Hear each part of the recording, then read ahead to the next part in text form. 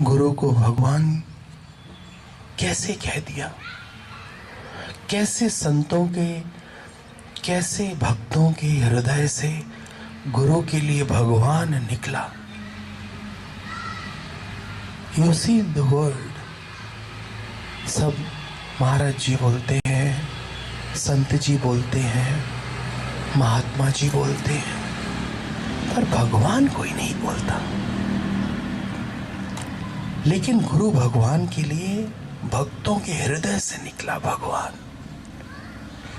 भक्तों ने बहुत ऑब्जर्व किया भगवान जी को, बड़े बड़े ध्यान से बड़े समय तक वो देखते रहे। भगवान की बड़ी परीक्षाएं भी ली, उनको अपने साथ बांधना चाहा, अपने पीछे लगाना चाहा।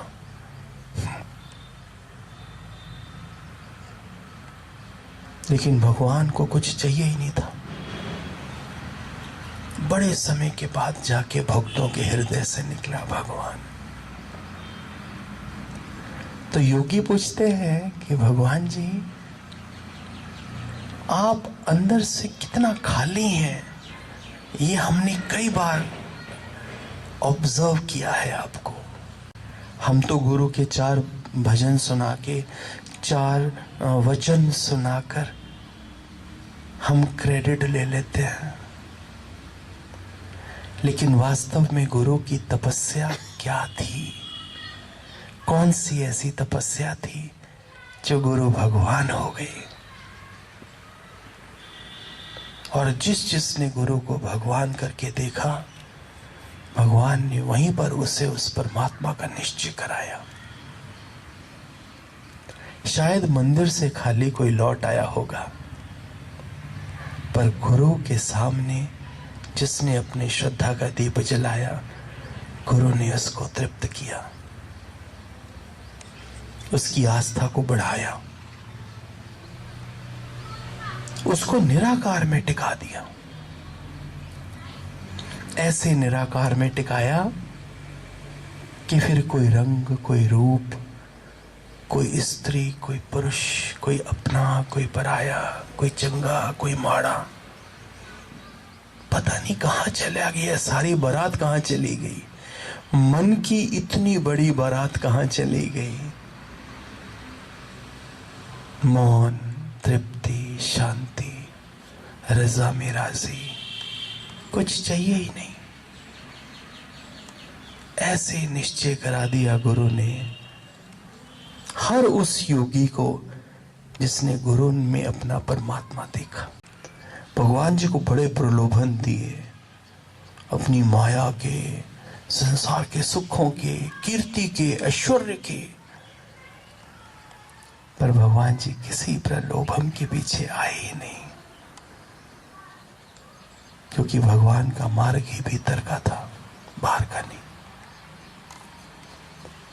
हम परमात्मा भी बाहर की ओर ढूंढ रहे हैं, बस यही फर्क है। जिस दिन मैंने अपने गुरु का ज्ञान सुना, जिस दिन मैंने अपने गुरु से का दर्शन किया, जिस दिन मैं अपने गुरु से जुड़ा, मेरी जगत की मानो प्रलय हो गई। मेरे लिए जगत रहा ही नहीं। किससे मिलूं? सारे तो अपने सुखों के पीछे भाग रहे हैं। किससे मिलूं? किसको क्या करके देखूं? किससे मेरा कर्म करूं? ये तो फिर इच्छाएं बढ़ती ही जाएंगी। ये मन मुझे इस संतों की माया में ही उलझा देगा।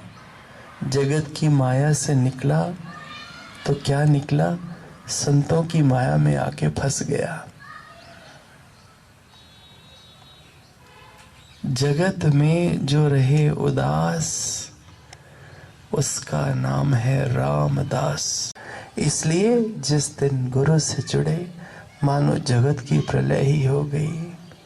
जगत की प्रलय मतलब मन की कामनाएं, इच्छाएं, वासनाएं, संसार के सुख, इन सब की प्रलय हो गई। गुरु की भावना, गुरु की श्रद्धा, गुरु की लगन, गुरु का विश्वास, गुरु की पात्रता, उसने गुरु को भगवान बना दिया।